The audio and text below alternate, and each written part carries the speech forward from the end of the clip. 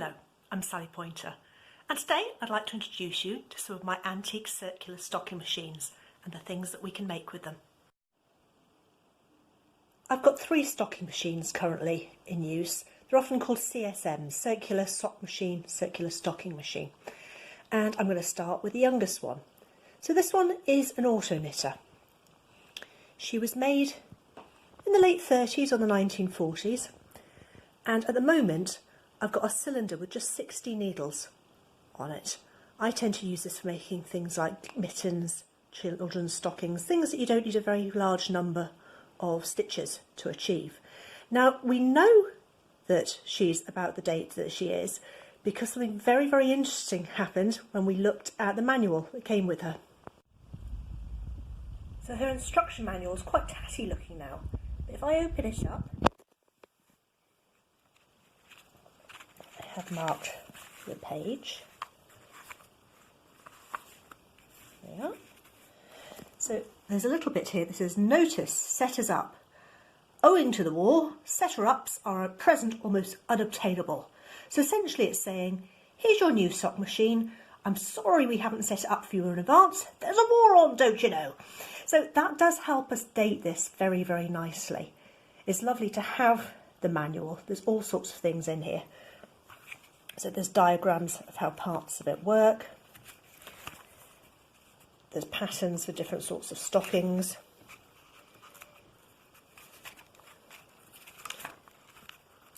There's information on doing fancy work, so pattern stockings are very popular. They even recommend things like a baby's combination all-in-ones, hats. I've certainly done some of those over the years. Kneecaps, don't tend to wear those anymore. Ladies' vests, all sorts of things were promised to be possible with your wonderful new stocking machine. So I've been tending to use this one more for things like mittens and children's stockings, and my other machines, which have got larger cylinders, for different types of work.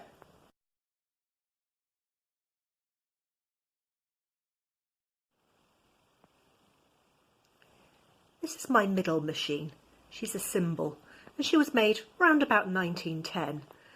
Now this one and the 1940s auto knitter I quite often take out to do public interaction with, specifically when we're looking at things like knitting for the troops in the 2 world wars, and of course the dates of those work brilliantly for that. Now those of you that have bought stockings for me for reenactment use, this is probably the machine I've made them on. She's set up usually with 84 needles, which she is today, and that makes a really good flexible stocking. Now you might think when you look at her that it's tricky to get a range of sizes when you're working with a fixed cylinder, but it's all done with tension. She's got a tensioning knob here, and if I come over to a tension tube I made earlier, working from a tight tension to a looser tension, I can achieve different widths of fabric. Now this is a bit quick and dirty, it's always better after it's been washed. You can quite clearly see there's a difference in size between the tube when it's a little bit tighter and when it's a little bit looser, and that's how you get the shaping around the leg. So she's a real workhorse, this machine, well over 100 years old, and she still makes socks pretty much every single day for me. The third machine in my collection is the oldest. This one's an Imperia, round about 1890. And in a moment I'm going to be introducing you to how she works by making a silk stocking on her.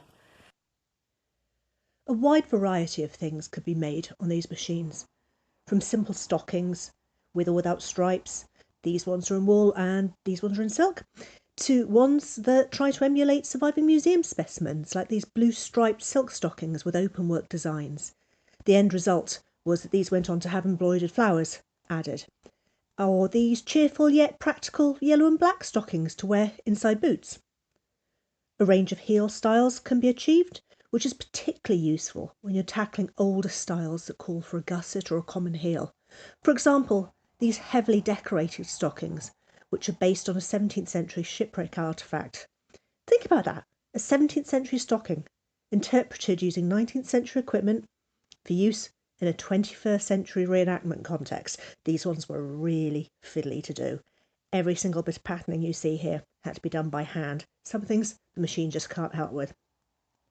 So hats are also possible on the largest settings, so the ones with lots of needles, both in wool and in silk. I can't do everything on them, but simple styles like this do lend themselves to the sock machine very nicely. Let's see how it works. So I'm about to set up for making a silk stocking on this machine. Now this is the Imperia. She's approximately 130 years old, and one of the things that's quite fun about this particular model is, I don't know if you can see, it says Imperia, but if you look very carefully there's an L that's been partly scratched out on the end. Imperia started off as the Imperial Stock Knitting Company. Then they had a bit of a row with the typewriter manufacturers, and they ended up having to drop the L and going back to being called Imperia, which they stayed for quite a few years afterwards. So made round about 1890, she's 130 years old, give or take a bit, and this particular cylinder has got 108 needles on it. Now I'm using a spun silk yarn, and the first thing I need to do on this stocking is to make a hem top. So I've got the tension set to the loosest point because it's going to be the top of the thigh. I'm just going to crank the handle nice and gently, and for this one I want about 22 rounds.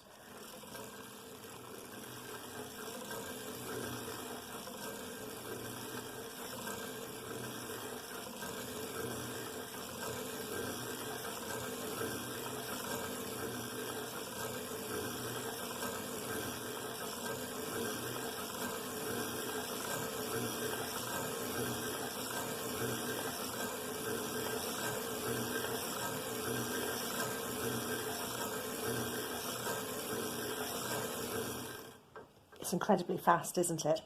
So what you saw happening then is that inside the machine there are a set of V-cams. They're inside the body, they're actually over here really. And as the crank handle moves the yarn carrier past, those needles drop into the V-cams and hook each stitch through one at a time. Now if I took this off the machine when the sock's finished as it is, it would unravel. So I need to make a hem top. And I'm going to do that by bringing up my cast on edge and dropping it back onto the machine. Now this is very much about hand manipulation, there's no fast way of doing this, and silk yarn is slippery, so I can't rush it.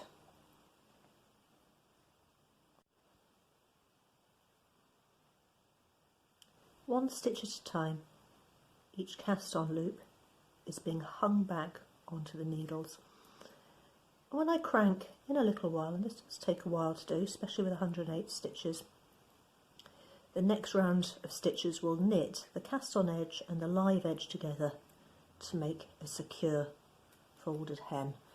The machine may be fast in some respects, but there are some aspects that you just have to take your time with. This is one of them. So I'll come back to you in a second when I've got this bit finished, and we'll get on to the leg of the machine. Oh, silk is fiddly. So it's a few minutes later now. I've picked up stitches all the way around the cylinder as close to the yarn carrier as I can get, but at the moment these needles are out of action and I can't get to them. So to get those ones on, I need to advance everything. Oh, I've just put a loop out there, that's annoying. Anyway, I'm going to crank the handle forwards a little bit, and if you watch those needles you'll see how they drop down and they form that stitch, and that's made me enough space to sort this bit out now. One of the difficulties with working silk is it's so very slippery, so if I were to drop a stitch it tends to run, and in the case of here where I snagged it with my working tool, it pulled a little loop out, so it just does take a fair bit longer than working with something like wool, which is a little bit grabby and a little bit friendlier.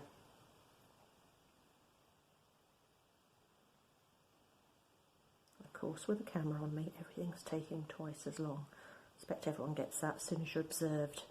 Nothing goes smoothly.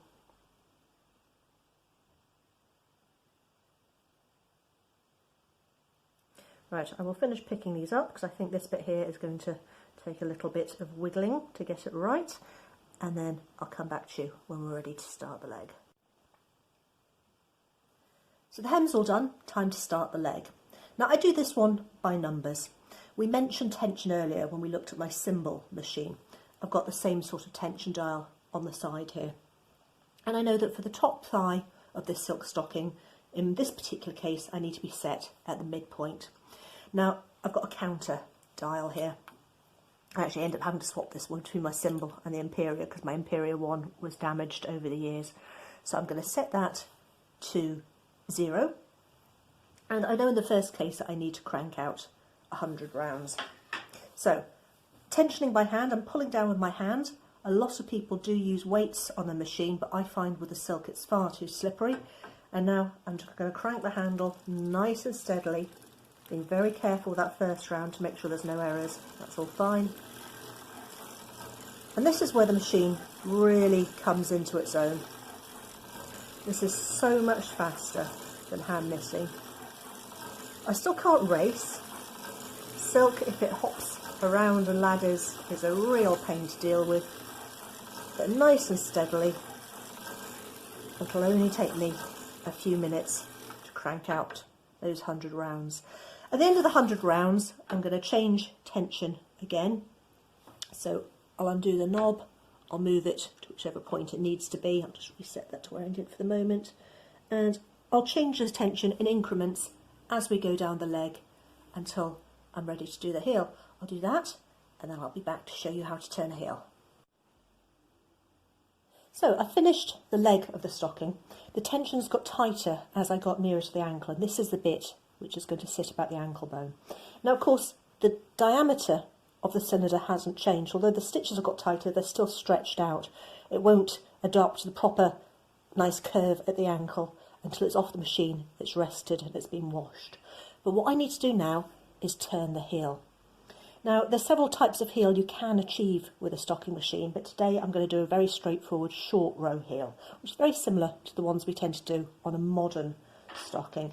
It's the style that comes in the 19th century. Now I'm going to start by putting half of my needles out of action, and I'll apologise if at any point my hands move in front of the camera and you can't see, but we'll get there in the end. So this is the instep part of the foot, this is going to be the heel. I'm also going to put a heel spring on, which is just a little tightening device at the top to put a little extra tension on the yarn. And what I'm going to do is work backwards and forwards, losing a stitch each time. So, first pass, needle goes right round to the back, take a stitch out of action, coming back the other way, right round to the back, take a stitch out of action. Now you'll notice my hands are doing quite a lot of work at this stage. Many people using stocking machines today, particularly with modern yarns, will use a series of weights on little hooks to keep the tension. But I've just found that with silk yarn it's too slippery. I can't risk it snagging the yarn and I can't risk ladders. So everything is done by moving the position of my hands every single time to get the tension. Sometimes I use my hands outside the cylinder, sometimes inside. And like anything with these machines, it's not that it's difficult, but it takes a tiny bit of practice to learn the foibles of this particular machine. So I'm going to continue doing this until I reach this point. I'll just speed up so that you can save a bit of time, and we'll be back when we're ready to start reversing in the opposite direction. So I've reached the narrowest point here, and now I need to start reversing. You can probably see that I've got a little gathering of fabric here. Now to make that into the cup of the heel, I need to increase going back the other way. So the needle comes down, I've got to make sure the little latch here sits over the yarn, take up the slack, go back in the other direction. And I do the same thing each time, one stitch down in each direction, putting work back into play. I've got this needle here that the stitch didn't catch, so I'll just work that one by hand. You've got to keep your eye on old machinery. When it works, it's wonderful, but it can be a little temperamental. There's also user error, of course.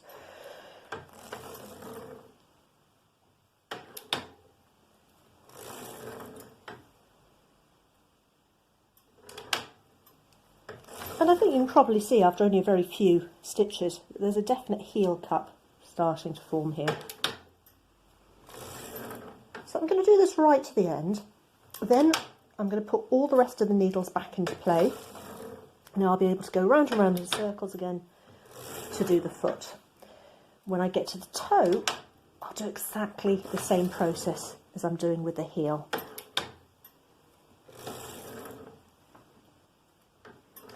There's a lot of hand manipulation in a foot, but that's absolutely fine. The trade-off compared to hand knitting at this stage is a huge saving in time. It's only going to take an hour or so to make the basic section of this stocking.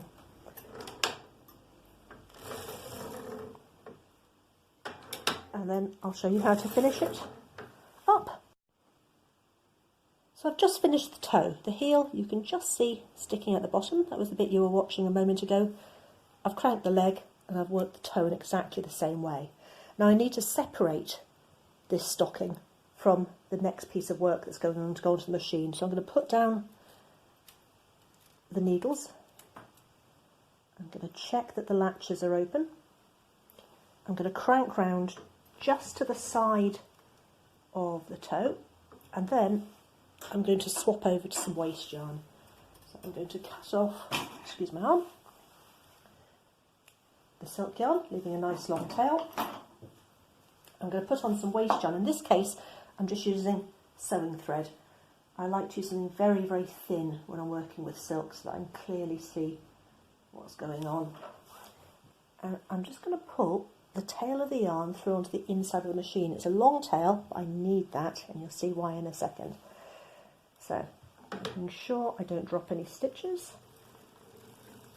A few rounds of the blue sewing thread will separate this piece of work from the next stocking, which I'll start straight away. So the end result is that stockings come off a bit like a string of sausages. That was the cuff that you saw me making a little while ago, and that sits immediately on top of the toe and the heel and the leg of the stocking that came before that. So now I can remove this. If I've done this correctly, I should be able to pick up the waste yarn, extract most of that from the sock, pull gently, and most of it will come away. A little bit of fiddling. There we are, a separate sock. So that's the grafted hem that we did at the start of our stocking. That's nice and stable now. That's not going to come undone. And I've got a separate sock that needs finishing. Now, the heel is absolutely complete. That's the leg, that's the heel. But the toe is open. Now this bit I need to join together by hand using Kitchener's stitch. So I'm going to thread that tail of yarn onto a needle and manually weave every single stitch to make an invisible toe. So the final stage in finishing the stocking is just to close the toe. I'm using Kitchener's stitch, using the tail of the silk yarn on a needle and picking up the live stitches which are being held by this blue sewing thread. Now I know this looks very chaotic. I actually probably should have used a slightly longer stretch of waste yarn, but it is holding them all successfully. All I'm doing is I'm tracing the path that a new row of knitting would have made, picking up each live stitch in turn, one at a time. There's no way of rushing this. And all those little blue flecks of sewing yarn, they'll vanish, they'll pull out at the end, leaving me with a fairly seamless stretch of knitting, which will be even more improved once the whole thing's had a wash. And that is the very final stage of all. You've got to wash machine-made objects to relax the stitches and to get them to adopt the size and proportions that you intended them to have. So I hope you've enjoyed this quick look at my stocking machines. I am planning more videos showing you how to do things like reinforce your stockings, how to darn them, what to do with them when you've eventually worn out a pair and there's really nothing left in the foot, but there's plenty left in the legs. So there will be more in the series looking at ways to get the very, very best out of your knitwear. Bye for now.